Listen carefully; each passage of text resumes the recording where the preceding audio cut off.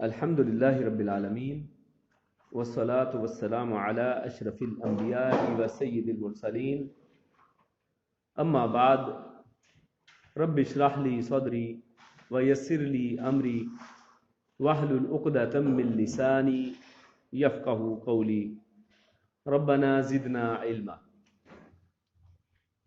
آج ہم انشاءاللہ سورۃ البقرہ اس کی آیت نمبر 21 سے 25 تک پڑھیں گے۔ سورۃ البقرہ کے اندر جو مضامین ہم اب تک پڑھ آئے ہیں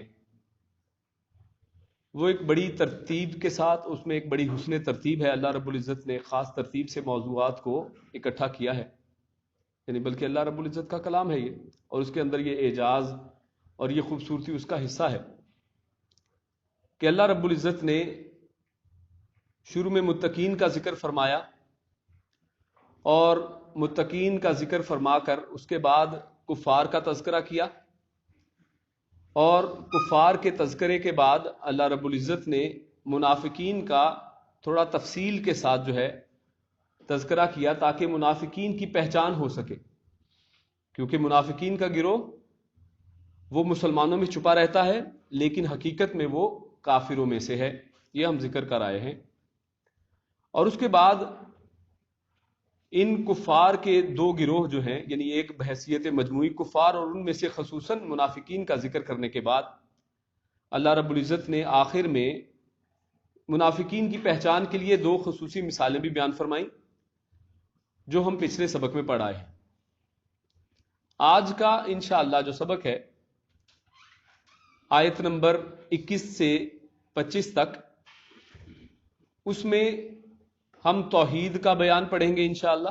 توحید کے بارے میں اس میں دو آیات ہیں، اور اس کے بعد ایک آیت میں رسالت محمد صلی اللہ علیہ وسلم جو ہے اس کا دفاع کرتے ہوئے اللہ رب العزت نے قرآن کو بطور معجزہ اور ایک دلیل کے پیش کیا ہے، اور پھر آخر میں اللہ رب العزت نے ان دلائل کو نہ ماننے والوں کے لیے جہنم کا بیان فرمایا ہے، اور پھر اس کے بعد جو لوگ دین حق کو قبول کرنے والے ہیں ان کے لیے جنت کا بیان فرمایا ہے۔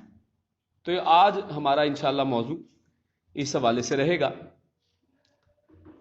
تو قرآن کریم اللہ رب العزت نے اس میں جو موضوعات جمع کیے ہیں وہ تین طرح کے ہیں۔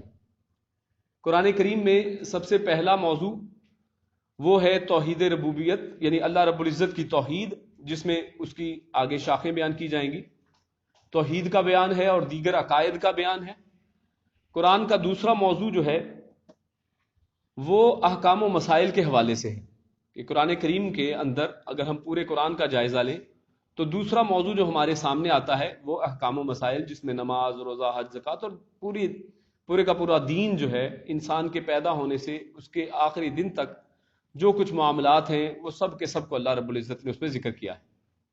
اور تیسرا موضوع جو قرآن کریم کا ہے وہ قصص ہیں، جو پچھلے انبیاء جو گزر چکے ان کے قصے، اللہ کے نبی صلی اللہ علیہ وسلم کی حیات مبارکہ میں جو واقعات ہوئے ان کا ذکر، اور انبیاء کے قصص کے علاوہ دیگر اقوام جو دین اسلام سے منحرف ہوئیں، جنہوں نے اسلام کو قبول نہیں کیا، ان کا انجام، اور جن لوگوں نے اسلام کو قبول کیا ان کا جو ہے ان کو اللہ رب العزت نے جو اجر و ثواب سے نوازا اور جو نوازے گا اس کا ذکر اس میں فرمایا گیا ہے۔ تو پہلی چیز جو ایک حصہ قرآن کریم کا ہے توحید، اس توحید کو اگر مطالعہ کرے قرآن و حدیث کا تو اس کے تین بڑے حصے کیے جا سکتے ہیں، یا اس کی تین شاخیں کہی جا سکتی ہیں، جن میں سے ایک توحید الوہیت، ایک توحید ربوبیت اور ایک توحید اسماء و صفات ہے۔ توحید الوہیت اصل میں کیا ہے، صرف انتہائی مختصراً ہم دیکھیں گے، وہ یہ کہ انسان اپنے اعمال میں، یعنی جو کچھ بھی ایک انسان کرتا ہے وہ خالص ایک اللہ کے لیے کرے، یعنی اپنے اعمال میں اللہ کو ایک ماننا کہ جو کچھ بھی میں عمل کروں گا وہ خالص ایک اللہ کے لیے کیا جائے گا۔ تو اس کو توحید الوہیت کہتے ہیں آسان الفاظ میں۔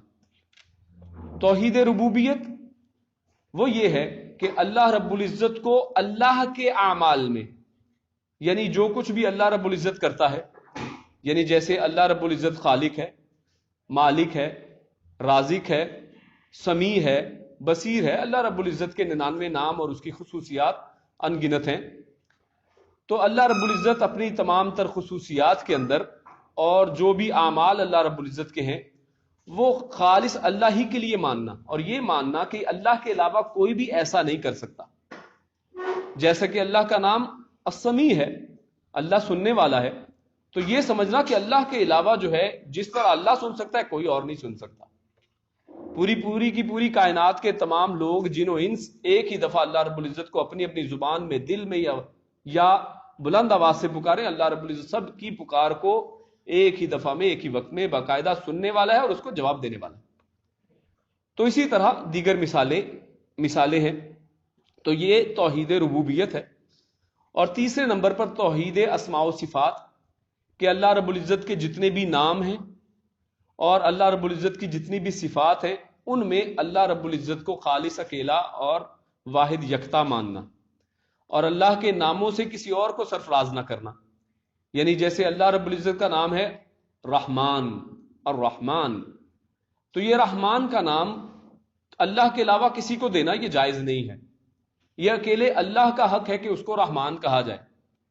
تو اگر ہم اس نام کو استعمال کرنا چاہتے ہیں تو اللہ کے پیارے رسول صلی اللہ علیہ وسلم نے ارشاد فرمایا کہ اللہ کے 2 پسندیدہ نام ہیں، عبد اللہ اور عبد الرحمن. تو ان ناموں کو عبد کے ساتھ استعمال کیا جا سکتا ہے. یعنی اگر کوئی شخص رحمان کی نسبت اور رحمان کا نام لینا چاہتا ہے تو عبد کی کب کے ساتھ لے، یعنی کہے عبد الرحمن، عبد الرحیم، عبد السمیع، عبد الرزاق، عبد الخالق. تو اس طرح سے ان ناموں کا استعمال جو ہے وہ توحید اسماء و صفات کے زمرے میں آتا ہے. تو آج کا جو ہمارا موضوع ہے، جو آیت نمبر 21 اور 22 میں ڈسکس کیا جائے گا، وہ توحید الوہیت کے بارے میں ہے.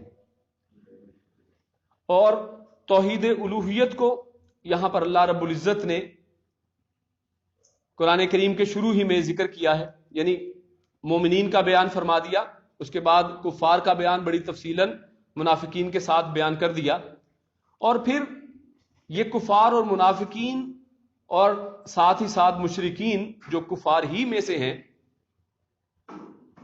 ان کے اندر وہ کون سی چیز کی کمی ہوتی ہے کہ جس کی وجہ سے اللہ رب العزت ان کو قبول نہیں فرماتا اور اللہ رب العزت ان سے ناراض رہتا ہے. وہ اصل میں توحید کی کمی ہے. اور اللہ رب العزت یہاں پر اپنی توحید کا تعارف کراتے ہیں اور اس کا دفاع کرتے ہوئے اللہ رب العزت اپنی توحید کے دلائل بھی پیش کرتے ہیں. تو ہم آیت نمبر 21 کو پڑھتے ہیں. قرآن کریم میں اللہ رب العزت آیت نمبر 21 میں ارشاد فرماتے ہیں، یا ایھا الناس اعبدوا ربکم الذی خلقکم والذین من قبلکم لعلکم تتقون. اس کا ترجمہ یا ایھا الناس، عام روٹین میں لفظ آتا ہے یا، اے، اور یہاں پر یا ایھا استعمال کیا گیا ہے. وہ کیوں؟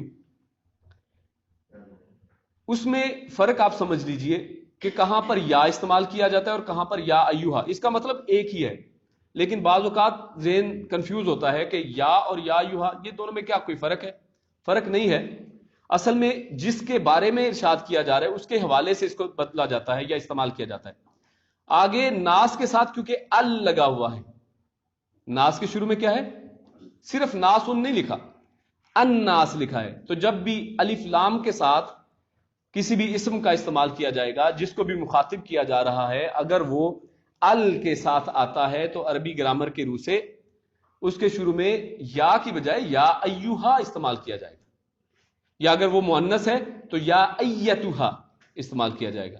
یعنی اس کی مناسبت سے ایھا یا ایتھا اور اس طرح سے لفظ استعمال کیے جاتے ہیں.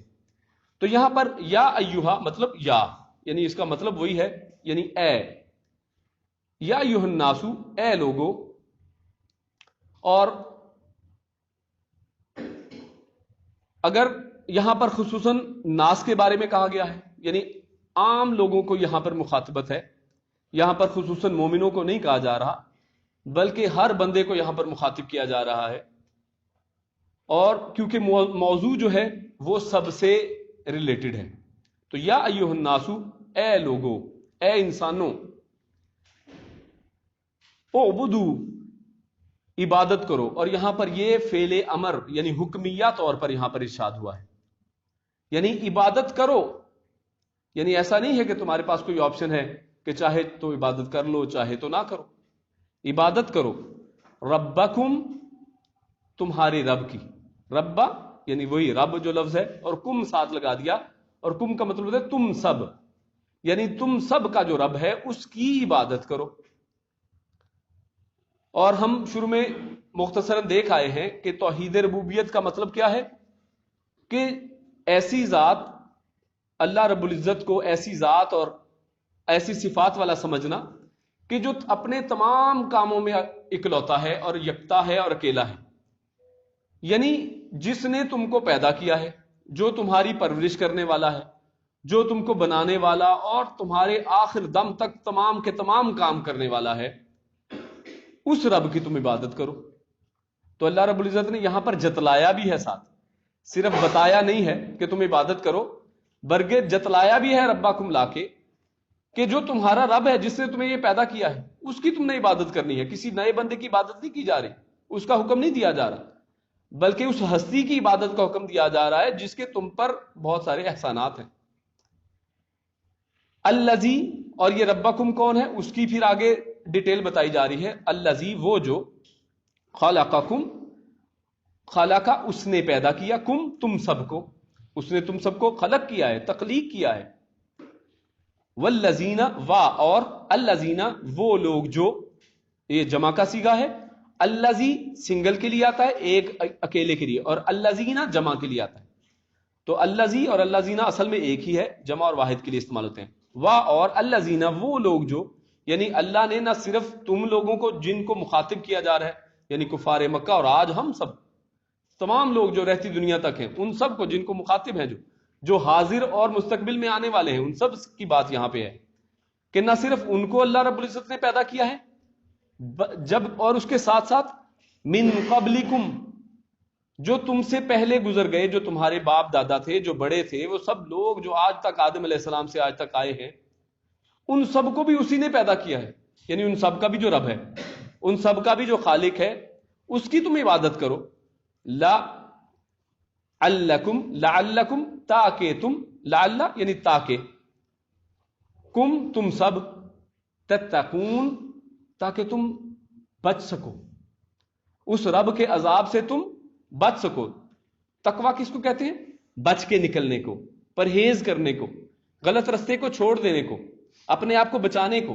تو تتقون تاکہ تم اس عذاب سے بچ سکو کہ جو ایسی نافرمانی کرنے کے ساتھ تم پر آ سکتا ہے. آیت نمبر 22 میں اللہ رب العزت ارشاد فرماتے ہیں الذی، یعنی خدا وہی رب جو ہے، رب ہی کا آگے مزید اللہ رب العزت اپنے بارے میں تعارف کرواتے ہوئے کہتا ہے الذی، یعنی وہی رب جو، جعل، اس نے بنایا، لکم، لا یعنی کے لیے، جیسے ہم کہتے ہیں للہ، اللہ کے لیے، تو اس میں لکم تمہارے لیے، جس نے تم سب کے لیے، بلکہ کم ہے، کا بھی نہیں ہے، لکا تم ایک کے لیے، لکم تم سب کے لیے، جس نے تم سب کے لیے بنایا کیا، الارض زمین کو، فراشن فرش، بچھونا. یعنی زمین کو اللہ رب العزت اگر کچھ ایسا بنا دیتا کہ جس پر چلنا ہی مشکل ہو جاتا، زمین کانٹوں والی ہوتی ساری کی ساری، اور اس پر آپ چل ہی نہ پاتے، یا زمین پہاڑوں کی طرح ہی ہوتی، کوئی انسان کہاں پہ سوتا، کہاں پہ چلتا اور کہاں پہ زندگی گزارتا. تو اللہ رب العزت نے زمین کو ایک فرش کی شکل میں تمہارے سامنے بنایا. یہ اللہ رب العزت کا ایک احسان ہے.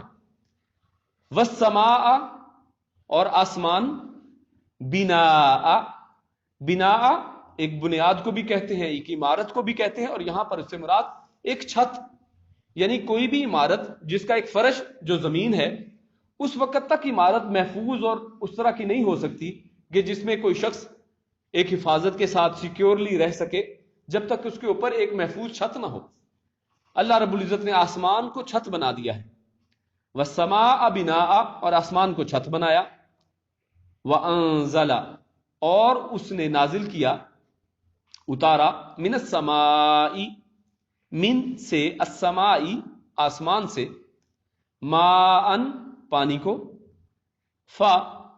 پس سو لہذا اخرجا اس نے نکالا اخرجا نکالنا آسان لفظ ہے بھی اس کے ساتھ یعنی کس کے ساتھ پانی کے ساتھ یعنی وہ جو اللہ رب العزت نے آسمان سے پانی اتارا اسی پانی سے اللہ رب العزت نے نکالا کیا نکالا من الثمرات بہت سے ثمرات یعنی بہت سے میوے بہت سے پھل بہت سی ہماری ضرورت کی چیزیں جو ہیں وہ اللہ رب العزت نے اسی پانی سے پیدا کی ہیں اور اللہ رب العزت قرآن کریم میں ایک دوسری جگہ پر ارشاد فرماتے ہیں کہ اللہ رب العزت نے ہر زندہ چیز کو پانی سے پیدا کیا ہے اور یہ پھل اور یہ درخت جو ہیں یہ زندہ چیزیں ہیں اور اللہ کی مخلوقات ہیں اللہ رب العزت نے اس کو بھی پیدا کیا ہے اور پانی کے ذریعے پیدا کیا ہے اور یہ ثمرات کیا ہیں رزقن یہ تمہارے لیے رزق ہیں لکم تم سب کے لیے یعنی پانی ہی سے اللہ رب العزت نے ہر طرح کے ثمرات پیدا کیے ہیں اور یہ تمہارے لیے رزق ہے اور رزق میں اولاد بھی رزق ہے اور یہ سارے کے سارے پھل اور ہماری خوراک یہ سب بھی رزق ہے اور جیسے ہم نے پہلے قرآن کریم کی آیت آپ کو بتائی کہ قرآن کریم میں اللہ رب العزت ارشاد فرماتے ہیں ہر زندہ چیز کو اللہ نے پانی سے پیدا کیا ہے تو اسی پانی کے ساتھ پانی سے ہی اللہ رب العزت نے ہر طرح کے ثمرات پیدا کیے ہیں جو تمہارے لیے رزق ہے فلا پس نہ تجعلوا تم بناؤ تم کر دو تم بناؤ للہ یعنی شروع میں اللہ رب العزت نے اپنی عبادت کا حکم دیا اور اب اس کے مخالف جو کام ہو رہا ہے اس سے منع بھی کر رہا ہے یعنی اللہ رب العزت کا یہ ایک طریقہ کار ہے قرآن کریم کے اندر کہ جب اللہ رب العزت کسی ایک چیز کی بات کرتا ہے تو اللہ رب العزت اس کے متقابل دوسری چیز کی بھی بات کرتا ہے وہیں پر یعنی اگر جنت کا ذکر ہے تو ساتھ دوزخ کا بھی ذکر ہے اگر حق کی بات ہے تو ساتھ جو باطل ہے اس کی بھی وضاحت کر دی گئی ہے اور اسی طرح جیسے شروع میں ایمان والوں کی بات سے اللہ رب العزت نے سورۃ البقرہ کا آغاز کیا تو ساتھ ہی اللہ رب العزت نے کفار کا بھی اچھی طرح سے تعارف کروا دیا تو اللہ رب العزت کا یہ قرآن کریم کے اندر یہ طریقہ کار ہے کہ اللہ رب العزت دونوں طرح کی باتیں ساتھ ساتھ موازنے کی طرح کرتا رہتا ہے تو اللہ رب العزت نے یہاں پر پہلے توحید اور خالص ایک اللہ کی عبادت کا حکم دیا اور پھر آخر میں کس سے بچنا ہے وہ بھی بتا دیا کہ توحید کے الٹ پھر کیا چیز ہے تو وہ جو شرک ہے جس کو ہم شرک کہتے ہیں اللہ رب العزت اس کے بارے میں ارشاد فرماتے ہیں فلا پس لا نہ تجعلوا تم کرو یا تم بناؤ للہ اللہ کے لیے اندادا یا اندادن اندادن مطلب برابر یعنی تم کسی کو بھی اللہ کے ساتھ برابر نہ کرو یعنی جیسے کسی چیز کے اندر کسی آپ بزنس کے اندر تجارت کے اندر دو لوگ آپس میں شریک ہوتے ہیں اور دونوں کا حصہ برابر ہے کہ جی اچھا 50-50 کا کاروبار ہے یا 40-60 کا کاروبار ہے تو کاروبار میں آپ کسی کو اپنے ساتھ کسی خاص موازنے کے ساتھ برابری کا ایک حصہ بناتے ہیں حصے دار ٹھہراتے ہیں شراکت داری اسی کو ہم کہتے ہیں اور یہاں پر سعودی عربیہ میں آپ دیکھ چکے ہیں کہ کمپنیوں کے نام کیا رکھے شریکہ ہم کمپنی کو کیا کہتے ہیں شریکہ کہ وہاں پہ بہت سے لوگ شریک ہیں 2 بھائی ہیں 2-4 بھائی ہیں ان کا کاروبار ہے یا کسی بھی طرح سے وہ ایک کاروبار جس میں سب لوگ شریک ہیں حصے دار ہیں تو اللہ رب العزت یہاں پہ ارشاد فرماتے ہیں فلا تجعلوا للہ اندادا اللہ کے ساتھ تم اس طرح سے شریک نہ کرو کسی کو اللہ کے ساتھ برابر کا نہ کہو کہ اللہ کے ساتھ کوئی اور بھی شریک ہے کوئی اور بھی اس کا ساجی دار ہے کوئی اور بھی اس کا حصے دار ہے کوئی اور بھی اس کی طرح کا ہے وَأَنْتُمْ تَعْلَمُونَ اور اللہ نے یہ بھی آخر میں فرما دیا کہ یہ کوئی انوکھی بات نہیں ہے آپ اپنے روزمرہ زندگی میں کاروباری زندگی میں آپ شراکت داری اگر ایک بندے کا کچھ آپ کے ساتھ حصہ نہیں ہے کہ آپ اس کو اپنا شریک بنائیں گے یعنی ایک شخص کا آپ کے کاروبار میں آپ نے 100% پیسہ لگایا اور آپ اس سے آپ پھل کھاتے ہیں اس کاروبار سے تو اس کاروبار کے اندر کیا کسی ایسے شخص کو کہ جس کا اس کاروبار میں 1% بھی حصہ نہیں ہے آپ اس کو کیا اس میں حصہ دار بنائیں گے یہ انسان کی عقل بھی گوارا نہیں کرتی اور سمجھ کی بات نہیں ہے اسی لیے اللہ رب العزت شاہ فرماتے ہیں کہ یہ اتنی آسان سی چیز ہے کہ تم پہلے سے اس بات کو جانتے ہو تم اس بات کو سمجھتے ہو کہ جب کسی چیز کا اس میں حصہ نہ ہو تو وہ شریک نہیں ہو سکتا تو اللہ رب العزت نے پہلے کیا ارشاد فرمایا کہ اللہ رب العزت اس پوری کائنات کے خالق ہیں. اللہ رب العزت اس میں رزق لکم اس کے رازق ہیں. جب پیدا کرنے والا وہ ہے، رب وہ ہے، خالق وہ ہے، مالک وہ ہے، جب ہر چیز اسی کی ملکیت ہے تو پھر شریک کہاں سے آ گئے؟ اور آگے ہم انہی آیات کی مختصراً تشریح آپ کے سامنے رکھتے ہیں. یہاں پر ہم نے ترجمہ صرف کیا ہے اور اس کو تھوڑا سمجھنے کی کوشش کرتے ہیں، بہت ڈیٹیل میں نہیں انشاءاللہ جائیں گے، ورنہ تو یہ موضوع جو ہے جیسے میں نے بتایا کہ 1/3 قرآن ہے. یعنی قرآن کریم کے 30 پاروں کو اگر اس حساب سے دیکھا جائے تو 1/3 ایک حصہ ان 3 حصوں میں سے پورا اسی توحید کے عقیدے کے اوپر ہے. یہاں پر انشاءاللہ مختصراً آپ کے سامنے رکھتے ہیں. سورۃ الذاریات میں اللہ رب العزت ارشاد فرماتے ہیں کہ اس پوری کائنات میں اللہ رب العزت نے جو آیت نمبر 21 میں حکم ہمیں دیا کہ تم اسی کی عبادت کرو، تو اللہ رب العزت نے قرآن کریم میں سورہ ذاریات آیت نمبر 56 میں ارشاد فرمایا 56 میں وَمَا خَلَقْتُ الْجِنَّ وَالْإِنسَ إِلَّا لِيَعْبُدُونَ، کہ تم سب کا بنانے کا اور کوئی مقصد ہی نہیں ہے. وما اور نہیں، خلقتو میں نے پیدا کیا، میں نے تخلیق کیا، الجن والانس نہ ہی جنوں کو نہ انسانوں کو. انسان اور جن کو میں نے اصل میں کسی اور مقصد کے لیے پیدا ہی نہیں کیا ہے. کس مقصد کے لیے پیدا کیا ہے؟ الا لیعبدون، سوائے اس کے کہ وہ میری عبادت کریں. یعنی اللہ رب العزت نے اس جن و انس کو صرف ایک مقصد کے لیے پیدا کیا، وہ عبادت کا مقصد ہے.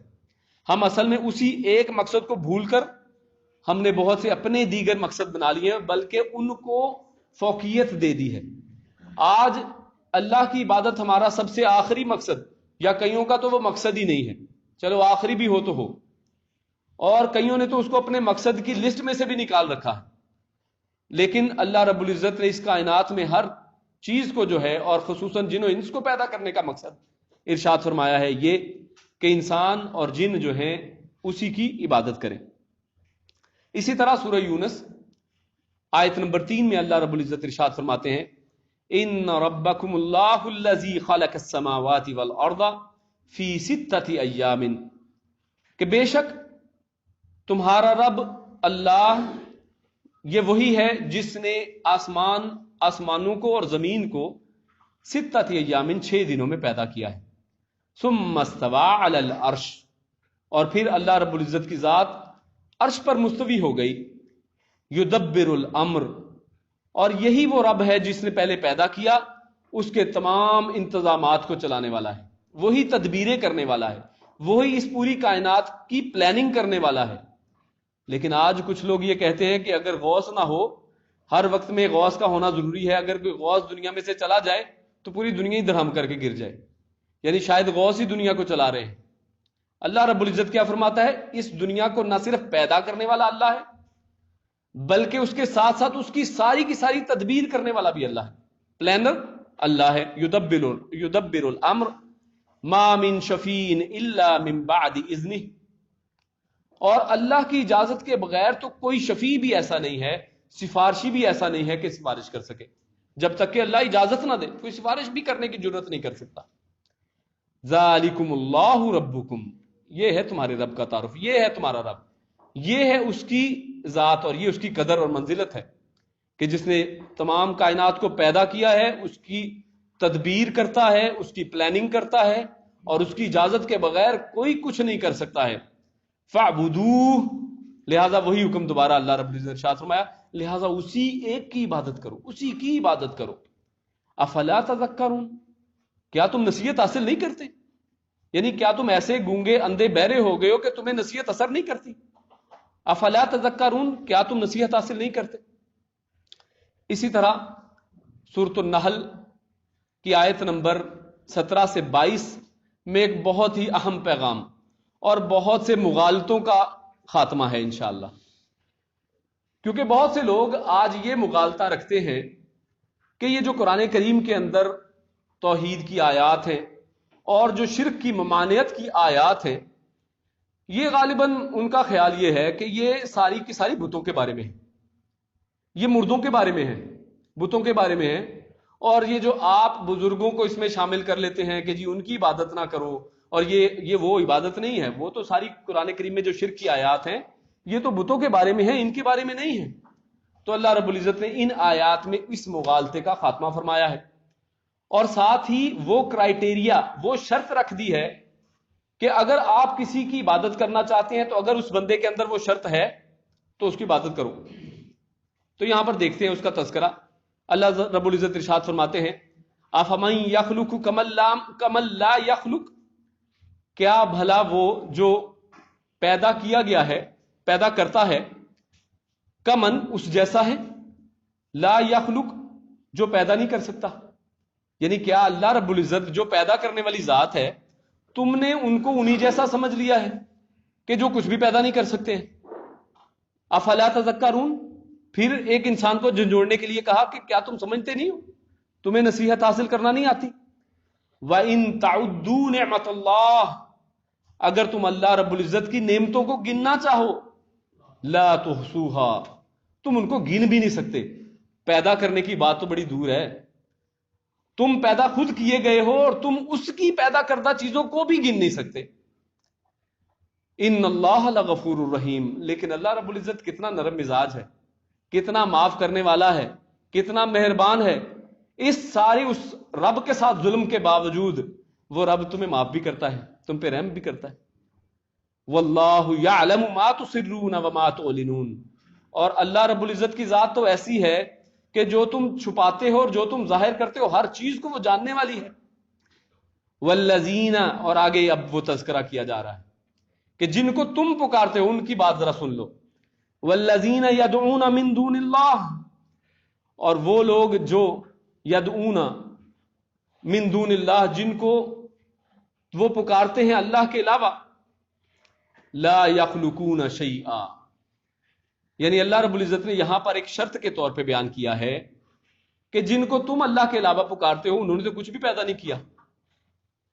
یعنی پکارنا تو تمہیں اس کو چاہیے تھا کہ جس نے کچھ نہ کچھ پیدا کیا ہے، اور بے شک اللہ رب العزت نے اس پوری کائنات کو پیدا کیا ہے. تو جن کو تم پکارتے ہو کیا انہوں نے کوئی چیز پیدا کی ہے؟ والذین یدعون من دون اللہ لا یخلقون شیئا، انہوں نے شیئا یہاں پر نکرہ ذکر کر کے کہا ہے کہ کوئی بھی چیز، یعنی آپ چھوٹی سے چھوٹی چیز بھی کائنات کے اندر گنوا نہیں سکتے کہ کوئی کہے کہ یہ اللہ کے علاوہ فلاں شخص نے پیدا کی ہے. ایسی بات نہیں ہے، بالکل کسی نے کچھ پیدا نہیں کیا. اور اگر کوئی یہ کہے کہ وہ حضرت عیسیٰ علیہ السلام وہ پرندے کو پیدا کر دیتے تھے، تو اللہ رب العزت نے قرآن کریم میں بڑی وضاحت کے ساتھ وہاں پہ بھی آیات کو غور سے پڑھے تو وہاں پہ بتا دیا کہ وہ کہتے تھے کہ بِإِذْنِ، اللہ کے حکم سے، یعنی وہ خود بناتے ایک مٹی کی کوئی چیز اور اللہ کی روح اس میں پھونکتے، یعنی اس کو پیدا کرنے والی ذات اللہ ہی ہوتی اور اللہ کے اذن کے ساتھ وہ ایسا کر دیتے. یعنی وہ خود اپنی اذن کے ساتھ اپنی مرضی کے ساتھ کچھ بھی نہیں کر سکتے تھے، وہ اللہ کی مرضی کے پابند تھے. وَهُمْ يُخْلَقُونَ، اور انہوں نے کیا اللہ کے علاوہ کسی کو پیدا، وہ کسی چیز کو پیدا کرنا ہے. وَهُمْ يُخْلَقُونَ، وہ تو خود پیدا کیے گئے ہیں. یعنی جو خود پیدا شدہ ہو، جس کو کسی نے پیدا کیا ہو، وہ عبادت کے لائق نہیں ہو سکتا. یہاں پر یہ اللہ رب العزت نے ایک شرط اور کلیہ اور رول بتا دیا آپ کو کہ اگر کوئی شخص دعوے دار ہو کہ وہ رب ہے، وہ پیدا کرنے والا ہے، تو آپ کے سامنے ایک آگے واضح شرط اور واضح ایک چیز آپ کے سامنے کلیہ آ گیا کہ جس کو بھی پکارا جائے، پکارنے کے لائق وہی ہے کہ جو کچھ نہ کچھ پیدا کر سکتا ہو. اور یہاں پہ ایک اور بڑی اہم بات ہے، وہ نوٹ ضرور کیجئے، وہ یہ کہ یہاں پر عبادت کی عمومی طور پہ بات نہیں کی جا رہی، یدعون کی بات کی جا رہی ہے. یہ بڑی غور سے سمجھنے کی بات ہے، اور آگے انشاءاللہ ایک سلائیڈ میں اس کی مزید وضاحت بھی ہے کہ وہ اس کو پکارتے ہیں. یدعون والذین یدعون من دون اللہ، یعنی جن کو یہ لوگ اللہ کے علاوہ یدعون دعوت دیتے ہیں. دعوت دینا اردو کا لفظ ہے، ہم سمجھتے ہیں سب. جن کو یہ آوازیں دیتے ہیں، جن کو یہ پکارتے ہیں کہ یا فلانے تو میری مدد کر، جن کو بھی، یعنی یہاں پہ والذین ہے، جو لوگ بھی، جن کو بھی پکارا جاتا ہے، من دون اللہ کو چھوڑ کے، تو اللہ کے چھوڑ کے جن کو بھی پکارا جاتا ہے، لا یخلقون شیئا، اور یقیناً انہوں نے کچھ بھی پیدا نہیں کیا ہے، کوئی انکاری نہیں ہے. وہم یخلقون، وہ تو خود پیدا کیے گئے ہیں. آگے اموات، وہ مردے ہیں. یعنی یہ لوگ تو ایسے ہیں کہ یہ پہلے پیدا کیے گئے ہیں، اور پھر کیا ہے اموات، یہ مر چکے ہیں، یہ مردے ہیں. اور اموات کن کو کہا جاتا ہے؟ کیا کسی لکڑی کی چیز کو کوئی بندہ کہتا ہے کہ یہ امواتن ہے؟ یا کوئی پتھر کی چیز ہو تو بندہ کہے کہ یہ امواتن ہے؟ وہ تو زندہ ہی نہیں ہے تو مرے گا کیا؟ جو پہلے زندہ ہوگا وہی مرتا ہے نا. تو یہاں پر اللہ رب العزت نے موت کا ذکر کیا. موت زندہ پہ آتی ہے. امواتن یہ مردے ہیں, یعنی یہ فوت ہو چکے ہیں, یہ بزرگ ہیں, یہ اولیاء ہیں, ہمیں ان کی عزت کرنی ہے, ان کے بتائے ہوئے طریقے جو قرآن و حدیث کے مطابق ان پہ چلنا ہے اور ان کی توہین نہیں کرنی ہے, اور ان اولیاء کو بلکہ ان کے طریقوں پر, ان کے فٹ سٹیپ پر چلیں. اور جیسے ہم نے سورۃ الفاتحہ میں پڑھا تھا کہ کن کے رستے پر ہمیں چلا, جن پر نعمت نازل کی گئی, صراط الذین انعمت علیہم. تو ان کے رستے پہ چلنے پہ تو کوئی اعتراض نہیں ہے, لیکن اگر تم انہی کو یدعون, انہی کو پکارنا شروع کر دو, انہی سے منتیں اور مرادیں اور مشکل کشائیں انہی سے کروانی شروع کر دو, تو یہ اصل میں بہت بڑی زیادتی کی بات ہے. اللہ رب العزت ان کے بارے میں حقیقت کو افشا کرتے ہیں. اللہ ارشاد فرماتے ہیں امواتن, یہ مردے ہیں. اور یہاں پر کوئی ہم پہ گستاخی کا فتویٰ نہ لگائے, یہ اللہ رب العزت قرآن میں فرماتے ہیں امواتن, یہ موت والے لوگ ہیں, یعنی جن پر موت آ چکی. غیر احیائن, اور بھی وضاحت کرنے کے لیے, زندے نہیں ہیں. غیر احیائن, کوئی بندہ یہ کہہ سکتا نا فوت ہو گئے ہیں لیکن اندر اپنی قبر میں زندہ ہے. یہ بھی ہے نا ایک دوسرا پرابلم, کہ لوگوں کا یہ بھی خیال ہے کہ فوت تو ہو چکے ہیں, ٹھیک ہے, ہم نے خود ان کو قبر میں دفن کیا تھا, لیکن وہ وہاں پہ ایک زندہ ہیں اور اسی طرح وہ فائدے اور وہ چیزیں نہیں. اللہ کہتے ہیں غیر احیائن, پہلے یہ نہیں کہا کہ پہلے زندہ تھے اور بعد میں مر گئے, وہ تو صحیح ہے, کوئی بندہ پہلے زندہ ہو بعد میں فوت ہو جائے گا. اللہ نے کہا وہ مر چکے ہیں اور وہ زندے نہیں ہیں. وما یشعرون, اور ان کی جو زندگی ہے, اور اگر وہ زندہ, پہلی بات ہے ہی نہیں, اللہ نے کہا زندہ نہیں ہے, اور ان کا یہ بھی نہیں کہ جہاں پہ بھی ہیں فوت ہو کے, جیسے ہم لوگوں کا قرآن حدیث کے مطابق یہ عقیدہ ہے کہ جتنے بھی جو فوت شدگان ہیں وہ ایک برزخی زندگی میں ہیں, وہ عالم برزخ میں, اگر نیک ہیں تو علیین میں, اگر برے ہیں تو سجین میں ہیں. تو ان کو اتنا بھی پتہ نہیں ہے. وما یشعرون, وہ اس بات کا بھی شعور نہیں رکھتے, ایانا, کہ کب, یبعثون, وہ دوبارہ زندہ کیے جائیں گے, دوبارہ اٹھائے جائیں گے. ان کو تو اتنا بھی علم نہیں ہے. تم ان سے پتہ نہیں کیا کیا کچھ پوچھتے ہو اور کہتے ہو اور ان سے بڑی بڑی امیدیں رکھتے ہو. ان کو تو اپنے اٹھائے جانے کا بھی علم نہیں ہے کہ کس دن ان کو دوبارہ اٹھایا جائے گا. الہکم الہ واحد, جو تمہارا الہ ہے, جو عبادت کے لائق ہے, جو معبود ہے. الہ کا مطلب ایسی ہستی جس کی عبادت کی جاتی ہے. تو اللہ رب العزت ارشاد فرماتے ہیں الہکم, یعنی تمہارے نزدیک جو عبادت کے لائق ہستی ہو سکتی ہے وہ کیا ہے؟ الہ واحد, وہ ایک الہ ہے, یعنی اللہ. فالذین لا یؤمنون بالآخرہ قلوبہم منکرہ, اور یہ اصل میں آخرہ کا ذکر, کہ جو لوگ یہ اصل میں اس طرح کے عقائد رکھتے ہیں اصل میں وہ آخرت کا ہی منکر ہے. یعنی ان کو یہ پتہ ہی نہیں ہے کہ کبھی اٹھائے جانا ہے, ان کو اس بات کا یقین ہی نہیں کہ حساب دینا پڑے گا. وہ کہتے ہیں کہ ویکھی جائے گی. یہ وہ لوگ ہیں لا یؤمنون بالآخرہ, یہ ایسے لوگ ہیں جو آخرت پر ایمان نہیں رکھتے. قلوبہم منکرہ, اور ان کے دل جو ہے وہ انکاری ہیں. یعنی جب بھی ان کو یہ باتیں سمجھانے کی کوشش کرو وہ کہتے ہیں تو جلدی جلدی نکلو. وہ انکاری ہیں, وہ سن کے بھی سمجھتے نہیں ہیں, وہ سن کے بھی ماننے کو نہیں آتے. وہم مستکبرون, اور یہ اصل میں کیا ان کے اندر پرابلم کیا ہے؟ یہ تکبر کا شکار ہے کہ ہم کیوں اپنی جگہ سے ہی لیں, ہم کیوں اپنے دین کو چھوڑیں, ہمارے بڑوں کا کیا بنے گا, وہ فلانے کیا غلط تھے. ہم اسی چکر میں, اسی تکبر میں اور اپنی ہی انا کے اندر غلطیاں کرتے جا رہے ہیں. آگے اللہ رب العزت سورۃ الحج میں مزید وضاحت کرتا ہے, یا ایھا الناس ضرب مثل, اے لوگو ایک مثال بیان کی گئی ہے. فاستمعوا لہ, غور سے اس کو سنو. ان الذین تدعون من دون اللہ, بے شک وہ لوگ جن کو تم پکارتے ہو اللہ کے علاوہ, لن یخلقوا ذبابا, انہوں نے تو ایک مکھی بھی پیدا نہیں کیا. ذبابن, مکھی, انہوں نے ایک مکھی کو بھی پیدا نہیں کیا ہے. یعنی یہاں اس آیت سے پھر معلوم ہوا کہ جس کی بھی عبادت کی جائے, جس کو پکارا جائے, جس سے دعائیں کی جائیں, اس کے لیے شرط ہے کہ وہ کچھ نہ کچھ پیدا کیا ہو اس نے. آج سے جب بھی کسی سے دعا مانگنے لگے چیک کریں پہلے کہ اس نے کچھ پیدا کیا. اور قرآن کو بھی چیک کر لیں, قرآن کہہ رہا ہے کہ وہ پیدا کر ہی نہیں سکتے. لن یخلقوا ذبابا, انہوں نے تو ایک مکھی کو بھی پیدا نہیں کیا ہے. وَلَوِ اجْتَمَعُوا لَهُ, اور چاہے وہ یہ پیدا کرنے کے لیے اکٹھے بھی ہو جائے نا سارے, وہ پیدا نہیں کر سکتے. یعنی وہ بڑے سائنسدانوں کو ساتھ ملا لیں، وہ بڑے سارے بابے مل جائیں، یا سارے وہ لوگ جن کو لوگ اصل میں پکارتے ہیں. یہ بزرگوں کا کوئی قصور نہیں ہے. حقیقت تو یہ ہے کہ یہ بزرگوں کا بھی قصور نہیں ہے. وہ واقعی وہ بزرگ ہیں، ان میں سے زیادہ اکثر بزرگ ہیں اور بڑی نیک ہستیاں ہیں، اور کچھ کو ہم نے دھکے سے بزرگ بنا دیا ہے. وہ ہم لوگ خود اندر سے جانتے ہیں. چاہے یہ سب مل جائیں وہ یہ ایسا کام نہیں کر سکتے. وَإِن يَسْلُبْهُمُ الذُّبَابُ شَيْئًا، آگے اس سے بھی بڑی بات کر دی کہ یہ پیدا کرنا تو بڑی ایک زبردست بات ہے، ایک بہت بڑی چیز ہے یہ کہ انسان ایک مکھی کو پیدا کرے. آج سائنسدان مل کے بھی بڑی سائنس کے باوجود وہ مکھی نہیں پیدا کر سکتے. اگر وہ مکھی ان سے کچھ چھین کے لے جائے، لا یستنقذوہ منہ، یہ تو اس مکھی سے واپس چھین بھی نہیں سکتے. مکھی آپ کے کھانے پہ بیٹھ جائے اور بیٹھ کے پھر اڑ جائے، پاؤں کے ساتھ اپنے کچھ نہ کچھ پاؤں کے ساتھ وہ لے جاتی ہے، آپ اسے چھین کے دکھائیں. کوئی دنیا میں ایسا نہیں کر سکتا، آپ اسے چھین ہی نہیں سکتے. تو جو بندہ صرف مکھی سے چھین بھی نہیں سکتا، پیدا کدھر کرے گا؟ جو پیدا ہی نہیں کر سکتا اس سے آپ مانگیں گے، اس کے آگے آپ جائیں گے، اس سے دعائیں کریں گے. ضعف الطالب والمطلوب. اور آخر میں اللہ رب العزت ارشاد فرماتے ہیں بڑا ہی کمزور ہے جو مانگنے والا ہے، جو طالب ہے، والمطلوب، اور جس سے وہ طلب کر رہا ہے. یعنی جس سے مانگا جا رہا ہے اور جو مانگ رہا ہے، یعنی مانگنے والا بھی اور جس سے مانگ رہا ہے، وہ دونوں ہی بہت کمزور ہیں.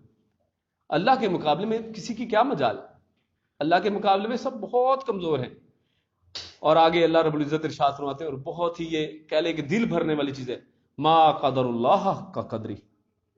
انہوں نے اصل میں اللہ کی قدر ہی نہیں کی جیسے اس کی قدر کرنے کا حق تھا. جو اللہ کی قدر بنتی تھی، جتنی اس کی عزت اور جس کے وہ لائق تھا، انہوں نے اس کو وہ اس کے لائق ہی نہیں سمجھا. انہوں نے اللہ کی قدر ہی نہیں کی. ان اللہ لقوی عزیز، اور بے شک اللہ تعالیٰ بہت ہی طاقتور ہے اور غالب ہے ہر چیز کے اوپر، اسی کا پلڑا بھاری ہے. اور آخر میں یعنی تقریباً یہ موضوع ختم ہونے والا ہے. بعض لوگوں کو جب نصیحت کی جائے تو وہ ایک اور دلیل لے کے آتے ہیں، اور ان کی دلیل یہ ہوتی ہے کہ آپ ایویں ہم لوگوں کو یہ نصیحتیں کر رہے ہیں، ہم ایسی کوئی چیز ہی نہیں اصل میں کرتے. ہم تو کسی کی عبادت نہیں کرتے. ہم جو اولیاء اللہ کے مزاروں پہ جاتے ہیں، وہاں پہ حاضری دیتے ہیں، ہم تو ان سے صرف ایک استغاثہ اور دعا کرتے ہیں کہ آپ ہماری یہ جو درخواست ہے اللہ رب العزت تک پہنچا دیں. ہم ان سے نہیں مانگتے. ہمیں پتہ ہے کہ وہ پیدا کرنے والے نہیں ہیں، وہ خالق مالک رازق نہیں ہیں. ہم ان سے صرف یہ کہتے ہیں کہ آپ ہماری لے کے ہماری دعا کو، کیونکہ ہم کمزور لوگ، ہم گناہگار لوگ، ہماری اللہ سنتا نہیں اور تمہاری موڑتا نہیں، اور اس لیے آپ ہماری درخواست کو آگے لے جائیے. تو پہلی بات اللہ رب العزت یہاں پہ قرآن کریم میں اس کے بارے میں فرماتے ہیں، الا، خبردار، للہ الدین الخالص، جو دین ہے، جو دین اور عبادات اور پوری کی پوری جو لائف سٹائل ہے، اس کا حق جو ہے خالص اللہ کو ہے کہ اس کے طریقے پر کی جائے. والذین اتخذوا من دونہ اولیاء، اور وہ لوگ جن کو پکڑ لیا جاتا ہے اللہ کے علاوہ اولیاء کے طور پر کہ وہ ہمارے کارساز ہیں، وہ ہماری مدد کریں گے، وہ ہمارے ولی ہیں، وہ ہمارے وکیل ہیں. اور اگر ان سے یہ کہا جائے کہ تم ان لوگوں کو کیوں پکڑتے ہو، کیوں ان کے پاس جاتے ہو، کیوں ان سے مانگتے ہو، تو وہ کیا آگے جواب دیتے ہیں، ما نعبدہم، ہم تو ان کی عبادت نہیں کرتے، الا لیقربونا الی اللہ زلفی، ہاں سوائے اس کے کہ ہم صرف اتنا سمجھتے ہیں کہ الا، سوائے، لیقربونا، کہ وہ ہمیں قریب کر دیں گے، وہ ہماری قربت کا ذریعہ بنیں گے، الی اللہ زلفی، اللہ کی طرف، یعنی وہ ہمیں اللہ کے قریب کر دیں گے. یعنی ہم ڈائریکٹلی تو اللہ تک نہیں پہنچ سکتے، وہ ہمیں اللہ تک پہنچا دیں گے، اللہ کے ہمیں قریب کر دیں گے، ہماری درخواستوں کو اللہ تک پہنچا دیں گے. ان اللہ یحکم بینہم، اور آگے اللہ رب العزت ارشاد فرماتے، بے شک اللہ تعالیٰ قیامت والے دن یہ تمہارے درمیان جو ہے نا، یہ جو جن میں آپ لڑ رہے ہو آج، تم کہتے ہو کہ نہیں ایسا ہی صحیح ہے، اللہ آخر میں قیامت والے دن اس کا فیصلہ کر کے رہے گا. ما ہم فیہ یختلفون، فی ما ہم فیہ یختلفون، جس میں آج یہ لوگ جھگڑتے ہیں.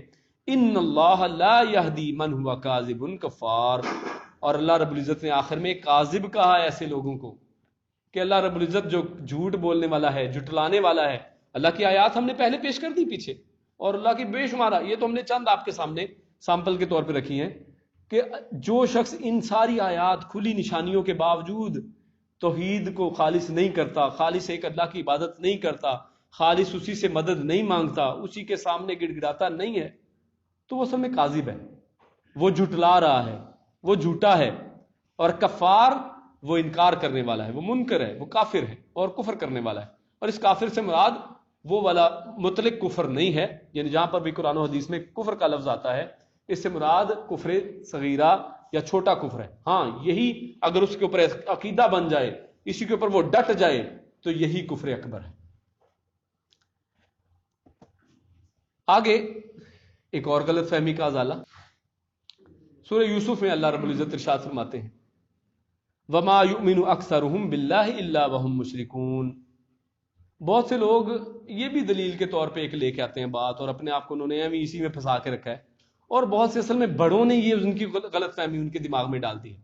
وہ کہتے ہیں کہ مسلمان جو ہوتا ہے نا وہ مشرک ہو ہی نہیں سکتا، مسلمان کبھی بھی مشرک نہیں ہو سکتا، جو مسلمان ہو گیا اور اب وہ مشرک نہیں ہو سکتا. تو اللہ رب العزت قرآن کریم میں سورہ یوسف آیت 106 میں ارشاد فرماتے ہیں وما یؤمن اکثرہم، وما اور نہیں، یؤمن وہ ایمان لاتے، اکثرہم ان میں سے اکثر، باللہ اللہ پر، الا وہم مشرکون مگر وہ مشرک بھی ہوتے ہیں. یعنی اللہ پر ایمان لا کر بھی ساتھ ساتھ وہ شرک کو جاری رکھتے ہیں.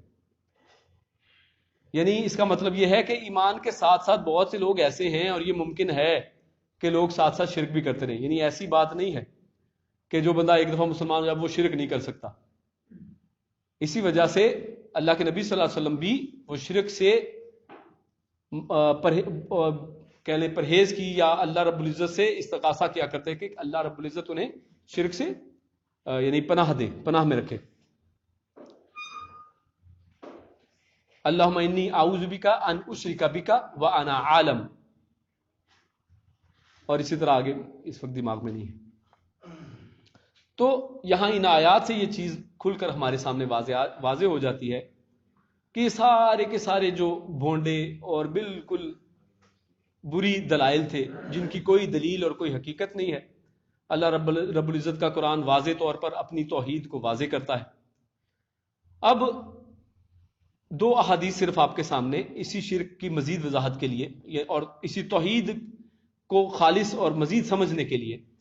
اور صحیحین میں یعنی بخاری اور مسلم میں حدیث ہے کہ حضرت ابن مسعود رضی اللہ تعالی عنہ وہ پوچھتے ہیں کہ حضور صلی اللہ علیہ وسلم سب سے بڑا گناہ کون سا ہے؟ فرمایا، اللہ کے نبی صلی اللہ علیہ وسلم نے فرمایا اللہ تعالیٰ کے ساتھ جو تمہارا خالق ہے کسی کو شریک ٹھہرانا. حضرت معاذ والی حدیث میں ہے کہ جانتے ہو کہ اللہ کا حق بندوں پر کیا ہے؟ یہ کہ اسی کی عبادت کریں اور کسی کو اس کی عبادت میں شریک نہ کریں. اور دوسری حدیث میں ہے کہ تم میں سے کوئی یہ نہ کہے کہ جو اللہ چاہے اور فلاں چاہے.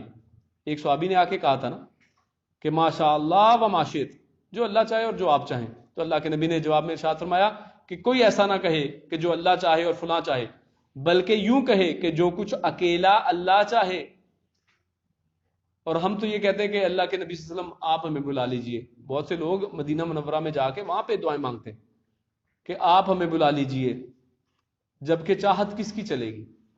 اللہ کی. اللہ کے پیارے رسول صلی اللہ علیہ وسلم نے اپنی زندگی میں اللہ رب العزت سے دعا کی کہ ان کو اجازت دی جائے کہ وہ اپنی والدہ کے لیے مغفرت کی دعا کریں اور ان کی قبر کی زیارت کریں. اللہ رب العزت نے زیارت کی اجازت دے دی، دوسرے کی اجازت نہیں دی. تو جو اللہ چاہے، اللہ کے علاوہ کسی اور کی چاہت نہیں چلنے والی ہے. سب کے سب اللہ کی مخلوق ہیں.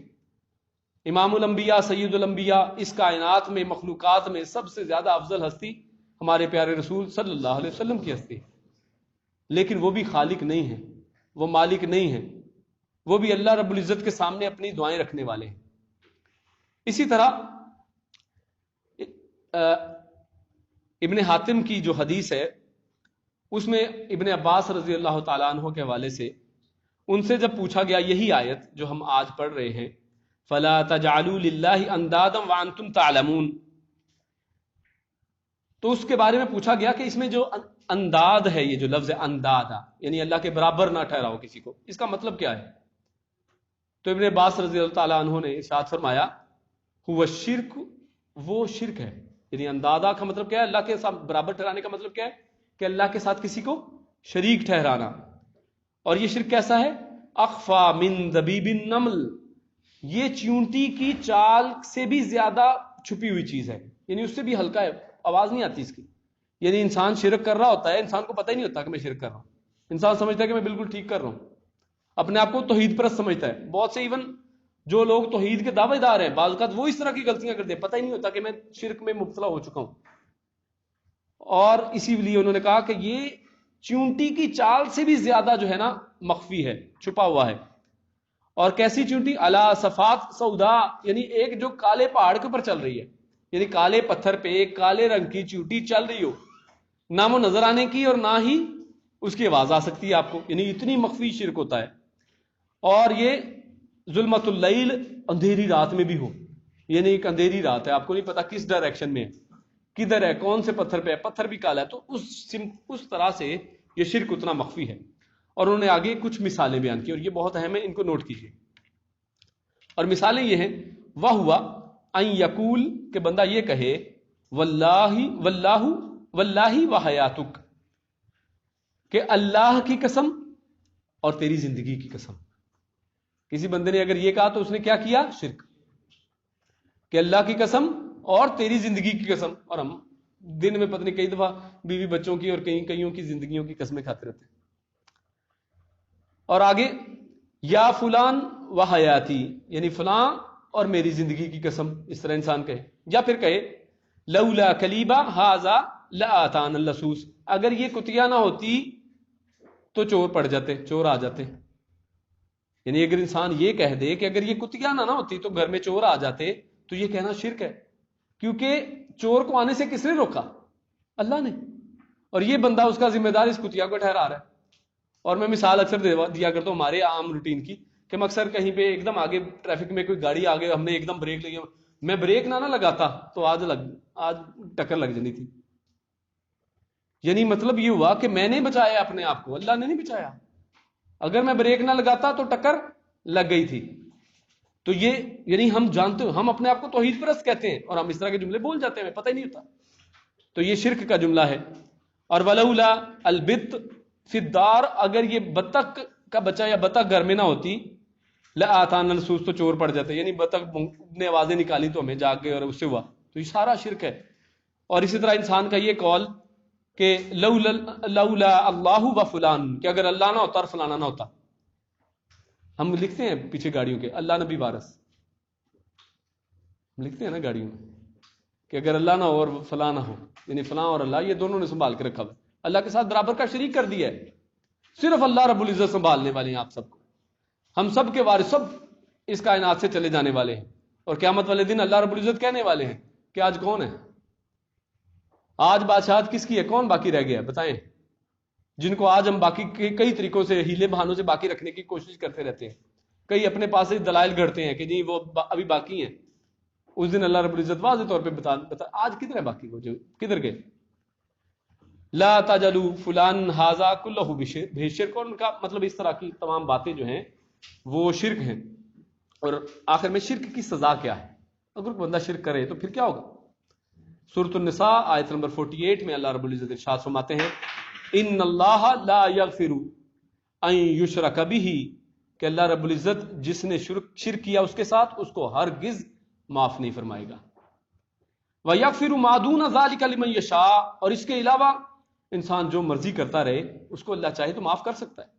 یعنی بڑے سے بڑے گناہ کرتا رہے، بہت بڑا گناہ گار ہو، اللہ چاہے تو اس کو معاف کر سکتا ہے. لیکن شرک ایک ایسی بیماری ہے، اگر یہ لے کے انسان مر گیا تو پھر انسان اللہ کی معافی کا حقدار نہیں ٹھہر سکتا. اسی طرح اللہ رب العزت سورۃ الفرقان کے اندر ارشاد فرماتے ہیں وَقَدِمْنَا إِلَى مَا عَمِلُوا مِنْ عَمَلٍ فَجَعَلْنَاهُ هَبَاءً مَنْثُورًا، کہ ایسے جو شرک کرنے والے لوگ ہیں، ہم جب ایسے کام کرنے والوں کی طرف اپنا رخ کریں گے، ان سے مخاطب ہوں گے تو کیا کریں گے؟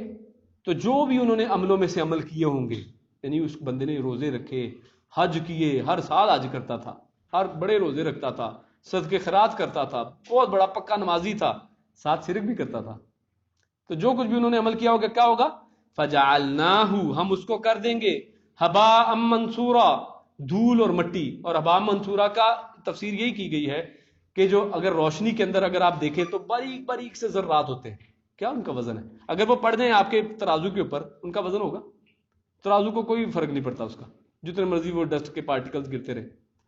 تو اللہ رب العزت ان کو یعنی بے وزن کر کے رکھ دے گا، بڑے سے بڑا عمل کسی قابل اور کسی کام کا نہیں رہے گا. اور اسی طرح سورۃ الزمر میں اللہ رب العزت آیت نمبر 65 میں ارشاد فرماتے ہیں وَلَقَدْ أُوحِيَ إِلَيْكَ وَإِلَى الَّذِينَ مِن قَبْلِكَ لَئِنْ أَشْرَكْتَ لَيَحْبَطَنَّ عَمَلُكَ وَلَتَكُونَنَّ مِنَ الْخَاسِرِينَ. اور یہاں پر خصوصاً اللہ کے پیارے رسول کو مخاطب کیا جا رہا ہے کہ اے اللہ کے نبی صلی اللہ علیہ وسلم، یقیناً آپ کی طرف بھی وحی کی گئی، وَإِلَى الَّذِينَ مِن قَبْلِكَ، اور جو آپ سے پہلے انبیاء گزر چکے ان کے اوپر بھی میں نے وحی کی تھی. کیا؟ لَإِنْ أَشْرَكْتَ، کہ اگر آپ بھی بفرض محال اگر آپ بھی شرک کر لیں، لَيَحْبَطَنَّ عَمَلُكَ، اللہ تعالیٰ آپ کے بھی تمام اعمال برباد کر دیں. یعنی شرک ایسی بیماری ہے کہ اللہ رب العزت نے بے شک یعنی اللہ کے انبیاء شرک سے بہت دور، خالص توحید پرست، لیکن اللہ ہم لوگوں کو سمجھانے کی خاطر یہ بتا رہے ہیں کہ اللہ کا قانون، اللہ کی سنت بدلنے والی نہیں ہے، اللہ کے قانون ہے اور اس میں اللہ عدل کرنے والے ہیں. اگر انبیاء بھی ایسا کرتے، جو الحمدللہ کسی نبی نے ایسا نہیں کیا، لیکن اگر ایسا کرتے تو ان کے اعمال برباد کر دیے جاتے. وَلَتَكُونَنَّ مِنَ الْخَاسِرِينَ، اور تم سب پھر خسارہ پانے والوں میں، گھاٹے والوں میں سے ہو جاتے. تو آگے ہم اگلی آیات کی طرف چلتے ہیں جس میں قرآن کریم کو بطور معجزہ پیش کیا گیا ہے اور اس کے ساتھ نبی اکرم صلی اللہ علیہ وسلم کو ان کی رسالت کا دفاع کیا گیا ہے. تو آیت تلاوت کرتے ہیں، آیت پڑھتے ہیں. اللہ رب العزت ارشاد فرماتے ہیں وَإِن كُنتُمْ فِي رَيْبٍ مِّمَّا نَزَّلْنَا عَلَىٰ عَبْدِنَا فَأْتُوا بِسُورَةٍ مِّن مِّثْلِهِ وَادْعُوا شُهَدَاءَكُم مِّن دُونِ اللَّهِ إِن كُنتُمْ صَادِقِينَ. اور ان اگر کنتم تم ہو، فی ریبن کسی بھی طرح کے شک میں، مما نزلنا، مما اس میں سے جو، یعنی من اور ما، یعنی اس میں سے جو، نزلنا ہم نے نازل کیا، یعنی قرآن کریم. یعنی اگر قرآن کے بارے میں اگر تم کسی طرح کے کسی شک میں مبتلا ہو، علی عبدنا، جو ہم نے نازل کیا اپنے بندے پر. کون؟ محمد رسول اللہ صلی اللہ علیہ وسلم. اللہ رب العزت ان کو اپنے بندے کے طور پر متعارف کرا رہے ہیں کہ جو ہم نے اپنے بندے محمد صلی اللہ علیہ وسلم پر نازل کیا، اگر اس میں سے کسی چیز پر بھی تمہیں کوئی شک ہے تو فاتو بھی سورہ. کتنا بڑا عادل ہے اللہ رب العزت. اللہ کھلا چیلنج دے رہا ہے کہ ٹھیک ہے، اگر تمہیں کوئی اعتراض ہے اوکے، تم اس طرح کی چیز بنا کے لے آؤ. یعنی اصل میں تم نبی اکرم صلی اللہ علیہ وسلم کو رسول نہیں مان رہے اور ان پر اعتراض کر رہے ہو کہ یہ اپنی طرف سے بنا کے لے آئے ہیں، بنا کے دکھاؤ. فَأْتُوا بِسُورَةٍ، اور یہاں پہ نکرہ سے مطلب کوئی بھی ایک بھی صورت بنا کے لے آؤ، یعنی چاہے پورا قرآن نہ بنا کے لاؤ اس جیسا. فَأْتُوا بِسُورَةٍ، ایک صورت بنا کے لے آؤ، مِن مِثْلِهِ، اسی جیسی. وَادْعُوا شُهَدَاءَكُمْ، اور چلو اکیلے سے کام نہیں ہوتا. وَادْعُوا، دعوت دو، بلا لو، شُهَدَاءَكُمْ، اپنے ساتھیوں کو جو تمہارے پاس اس وقت اویلیبل لوگ ہیں، حاضر جو لوگ ہیں، شہداء یعنی شہید جو آپ کے ساتھی ہیں، جو اس وقت اویلیبل لوگ ہیں، اسکالرز، بڑے بڑے فن خواں، ان سب کو بلا لو.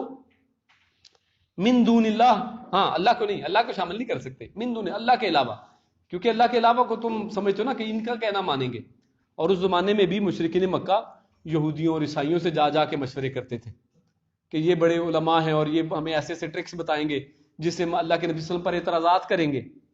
تو اللہ کہہ رہا ہے کہ تم جاؤ، جن سے بھی مدد لے سکتے ہو، جن کو تم بڑا زباندان اور بڑا علماء اور عالم سمجھتے ہو، ان کو بلاؤ اور ان کو کہو کہ اس جیسی کوئی صورت بنا کے لائیں.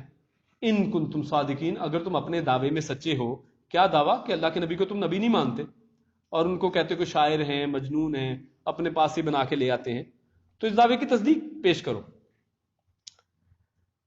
اس طرح کی اس موضوع کے مطابق اللہ رب العزت نے قرآن مجید میں دیگر کچھ آیات بھی ذکر کی ہیں، جیسے سورہ یونس میں آیت نمبر 38 میں اللہ رب العزت ارشاد فرماتے ہیں ام یقولون افتراہ، یا وہ کہتے ہیں کہ اللہ کے پیارے رسول نے گھڑ لیا، اپنے پاس ہی بنا کے لے آئیں گے۔ کل، تو پھر کہو فأتوا بسورہ، تو ایک صورت ہی بنا کے لے آؤ، مثلی ہی، اس جیسی، ودعوا من استطعتم، اور جن جن کو بھی تم بلانے کی طاقت رکھتے ہو ان کو بلا لو، من دون اللہ، اللہ کے علاوہ، ان کنتم صادقین، اگر تم سچے ہو، ان کنتم صادقین، اگر تم سچے ہو۔ اور اسی طرح سورہ ہود آیت نمبر 13 میں اللہ ارشاد فرماتے ہیں ام یقولون افتراہ، یا پھر وہ کہتے ہیں کہ انہوں نے اپنے پاس سے کچھ بنا لیا۔ کل، آپ کہہ دیجئے، فأتوا بعشر سور، کہ چلو پورا قرآن نہیں بنا سکتے، 10 صورتیں بنا کے لے آؤ۔ اور یہاں پر کوئی صورت کی تخصیص نہیں کی ہے کہ بقرہ جیسی بنا کے لاؤ یا آل عمران جیسی بنا کے لاؤ، بڑی بڑی نہیں، کہ کوئی بھی بنا کے لے آؤ۔ یعنی سورۃ الکوثر کتنی چھوٹی صورت ہے، سورۃ العصر کتنی چھوٹی صورت، چھوٹی چھوٹی 3 آیتوں کی صورتیں، اللہ کہہ رہے کوئی بھی، یعنی صورت کوئی بنا کے لا کے دکھا دو۔ اگر آپ کہتے ہو انہوں نے اپنے پاس سے بنا لی ہیں، تو اگر وہ ایسا کر سکتے ہیں تو پھر تم بھی کر سکتے ہوگے۔ اگر تم اپنے دعوے میں سچے ہو تو تم بھی کر لو۔ تم اس طرح کی کوئی 10 بنا کے لے آؤ، وہ تو پورا کے پورا قرآن 114 صورتیں آپ کے سامنے پیش کر رہے ہیں، آپ اپنے دعوے میں سچے ہیں تو 10 بنا کے لیں۔ یا اگر پچھلی صورت میں تو اللہ نے کہا سورتن، کوئی ایک بھی بنا کے لے آؤ، یعنی اپنے اللہ رب العزت نے چیلنج کو مزید آپ کے لیے ہلکا کر دیا کہ اچھا بڑا کمزور اوپوننٹ ہے یہ، مقابلے پہ جو ہے بندہ ہے نا، یہ بڑا کمزور ہے، یہ انسان بڑا کمزور ہے، اللہ جانتا ہے۔ اللہ نے کہا چلو ان کو ہلکا چیلنج دیتے ہیں، کوئی بھی صورت بنا کے لے آؤ، ایک لے آؤ، کسی جگہ پہ 10 کا کہہ دیا تو اللہ کہتا ہے کہ تم بنا کے لاؤ، مفتریات، جو اپنے پاس سے تم گھڑو گے، ودعوا من استطعتم، اور جس کو چاہتے ہو بلا لو، من دون اللہ، اللہ کے علاوہ، ان کنتم صادقین، اگر تم اپنے دعوے میں سچے ہو۔ تو اصل میں آج تک یہ چیلنج جو ہے وہ قبول کیوں نہیں ہوا، یہ آج تک اس کا جواب کیوں نہیں دیا گیا؟ کیونکہ اللہ رب العزت نے یہ جو کتاب قرآن کی شکل میں ہم تک پہنچائی ہے، اللہ کے پیارے رسول پر نازل کی ہے، یہ مجرد کتاب نہیں ہے، اللہ کا کلام ہے۔ اور اس پر اہل سنت والجماعت کا اجماع ہے کہ یہ اللہ کا کلام ہے، مخلوق نہیں ہے۔ قرآن اللہ کی مخلوق نہیں ہے، کائنات میں تمام چیزیں اللہ کی مخلوق ہے، انبیاء اور صلحاء اور فرشتے اور سب کو ملا لیں، جنت دوزخ اللہ کی مخلوق، عرش اللہ کی مخلوق، قلم اللہ کی مخلوق، یہ قرآن اللہ کی مخلوق نہیں ہے، یہ اللہ کا کلام ہے۔ تو اس وجہ سے کیونکہ یہ اللہ کا کلام ہے، اس کی نسبت اللہ کے ساتھ ہے، تو جس طرح اللہ کی ذات لیسا کمثلہ شیء، اللہ کی کوئی مثال نہیں ہے، وَلَمْ يَكُنْ لَهُ كُفُوًا أَحَدٌ، اور اس جیسا کوئی ہے ہی نہیں۔ جب اس جیسی کوئی ذات ہے ہی نہیں، جب اس کی کوئی مثال نہیں ہے، تو اس جیسا کلام کیسے کوئی ہو سکتا ہے؟ تو اصل میں یہ کھلا چیلنج اسی لیے ہے کہ اس جیسا کوئی کچھ کر ہی نہیں سکتا ہے، ایسی کوئی چیز انسان پروڈیوس کرنے کی کوئی طاقت ہی نہیں رکھتا۔ اور اس حوالے سے جو چیلنج ہے یہ آف کورس یہ کھلا چیلنج ہے، سبھی کو یہ چیلنج دیا گیا ہے کہ کوئی بھی یہ کر لے۔ صحیح بخاری میں اور مسلم میں حضرت ابو ہریرہ رضی اللہ تعالی عنہ کے حوالے سے ایک حدیث ہے کہ رسول اللہ صلی اللہ علیہ وسلم نے ارشاد فرمایا کہ ہر نبی کو ایسے معجزے دیے گئے کہ جنہیں دیکھ کر لوگ ان پر ایمان لائے، اور میرا معجزہ اللہ کی وحی یعنی قرآن پاک ہے۔ یعنی اللہ کے نبی کو ایک معجزہ دیا کہ یہ قرآن کریم ہے، اس لیے مجھے امید ہے کہ میرے تابعدار بنسبت اور نبیوں کے بہت زیادہ ہوں گے، اس لیے کہ اور انبیاء کے معجزے ان کے ساتھ چلے گئے۔ نبی گئے، معجزے بھی آج نہیں ہیں، آج ان میں سے کوئی بھی معجزہ اویلیبل نہیں۔ کوئی دکھا سکتا ہے اللہ حضرت موسیٰ کی لاٹھی کدھر ہے، وہ پانی کے جو 2 پہاڑ بن گئے تھے ادھر ادھر، وہ کدھر ہے؟ دوبارہ مل گیا، پانی ختم۔ لیکن آج وہ ان کے ساتھ جا چکے۔ لیکن حضور صلی اللہ علیہ وسلم کا یہ معجزہ قیامت تک باقی رہے گا، لوگ اسے دیکھتے جائیں گے اور اسلام میں داخل ہوتے جائیں گے۔ حضور صلی اللہ علیہ وسلم کا یہ فرمان کہ میرا معجزہ وہی ہے جو مجھ کو دی گئی، کا مطلب یہ ہے کہ مجھ کو اس کے ساتھ مخصوص کیا گیا، یعنی اللہ نے اس قرآن کو جس طرح حفاظت فرمائی ہے، جس طرح اس کو معجزاتی اور اس کا کوئی مثل بنا نہیں سکتا، جو معجزہ اس کو عطا کیا گیا ہے اس طرح کی کوئی اور کتاب نہیں ہے۔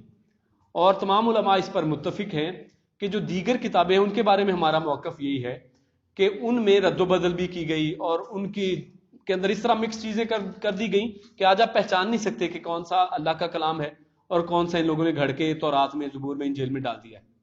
لیکن قرآن کریم کو یہ اعجاز حاصل ہے کہ کوئی اس کے مثل لا نہیں سکتا، اور اسی کے ذریعے اللہ رب العزت نے رسالت مآب صلی اللہ علیہ وسلم کو ان کی رسالت کا بھی دفاع کیا کہ یہ قرآن معجزہ ہے، اگر آپ ان کو رسول نہیں مانتے، اس قرآن کو دیکھو، آپ بھی اس طرح کا پروڈیوس کر دو، اور اگر نہیں کر سکتے تو مانو کہ یہی اللہ کے رسول ہیں، یہ قرآن اللہ کی طرف سے نازل ہے، یہ ان کا کلام نہیں ہے، یہ بلکہ اللہ کے رسول ہے۔ تو یہ رسالت کی ایک دلیل کے طور پہ ہمارے سامنے آتی ہے۔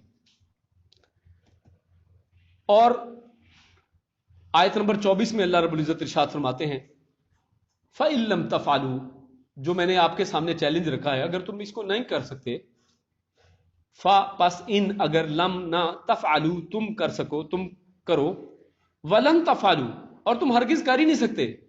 یعنی پہلے تو کہا کہ اگر تم نہ کرو، یعنی چیلنج ایکسیپٹ نہ کرو، اور دوسرا یہ کہ اصل میں ایکسیپٹ کیوں نہیں کرتے، کہ تم کر ہی نہیں سکتے، تمہارے اندر یہ طاقت ہو، ہمت ہو، کوئی ایسا گٹس ہو تو پھر کرو نا۔